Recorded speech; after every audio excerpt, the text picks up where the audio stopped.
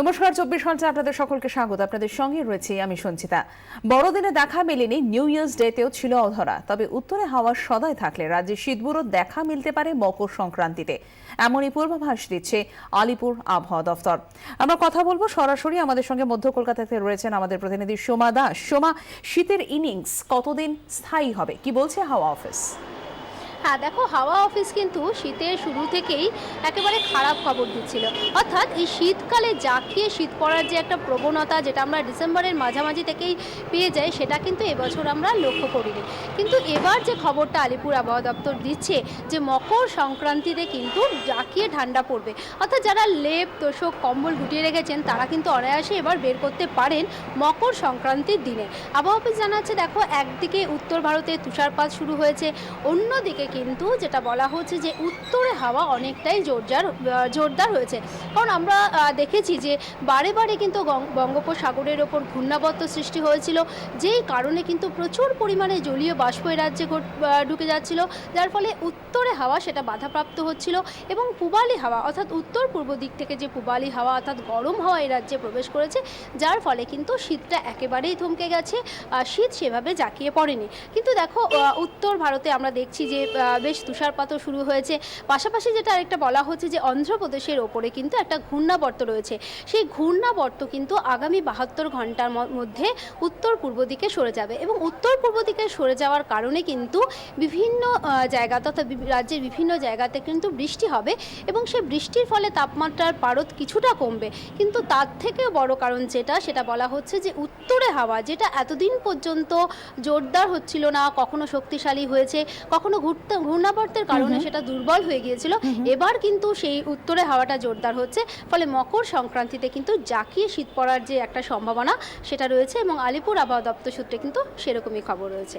সঞ্চিতা, ধন্যবাদ সোমা দাস, আমাদের প্রতিনিধি সরাসরি মধ্য কলকাতা থেকে আমাদের সঙ্গে ছিলেন। বরফে ঢেকেছে সিমলা, মানালি, তাপমাত্রার পারদ হিমাঙ্কের কয়েক ডিগ্রির নিচে। বরফে অবরুদ্ধ রাস্তায় দাঁড়িয়ে সারি সারি পর্যটক বোঝায় গাড়ি।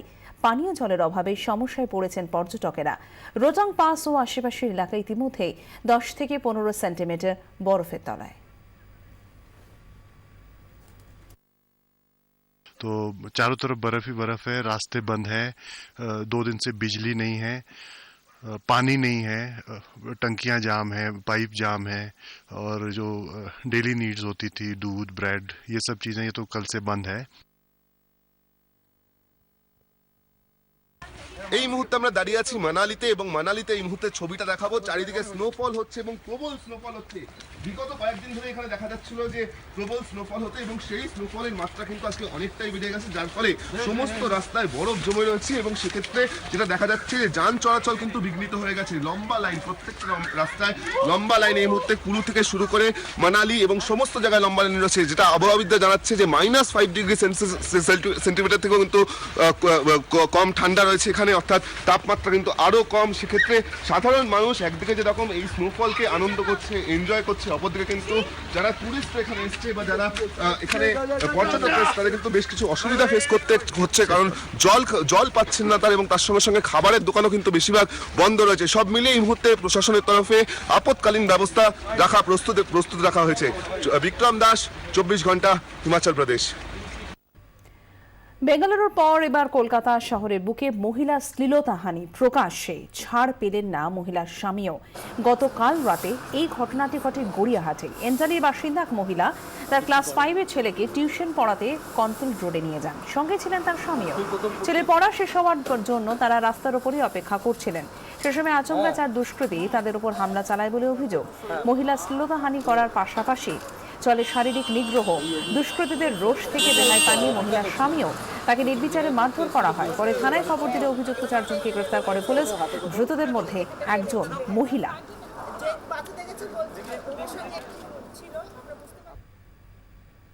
3-4 জন।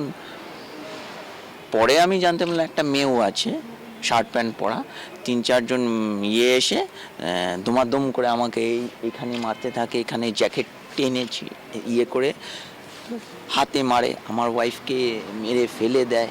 ওয়াটার বোতল ভেঙে যায়, দেখুন কেটে গেছে, দেখুন ফুলেও আছে, দিয়ে করতে থাকে। ওয়াইফ কি আপনাকে বাঁচাতে গিয়েছিল? হ্যাঁ, আমার ওয়াইফ আমাকে বাঁচাতে গিয়েছে। মানে গালিগালাজ, অকথ্য ভাষায় গালিগালাজ দিতে থাকে, বলে তুলে নিয়ে যাবো চল। ওদের সঙ্গে একটি ছিল, আমি বুঝতে পারিনি প্রথমে ওটা মেয়ে, পরে তো জানতে পারছি ওটা মেয়ে। আমাকে ফেলে দিয়েছে, আবার বলছে মারতে দে, ওকে মারতে দে। আকাশে শ্লীলতাহানি, কোথায় পুলিশ, কোথায় আদালত, কার কাছেই বা চাইবেন সাহায্য? ভয় নেই, দুষ্টু লোকেদের জব্দ করতে নয়া দাওয়াই এবার এয়ার ইন্ডিয়ার।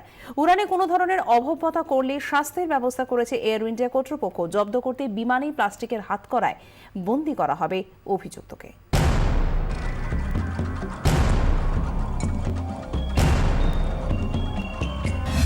ওলা উবের তো আছেই, অভব্য আচরণের ঘটনা ঘটছে উড়ানেও। এয়ার ইন্ডিয়া কর্তৃপক্ষ এবার তাই উড়ানেই চালু করতে চলেছে নয়া সাজার ব্যবস্থা।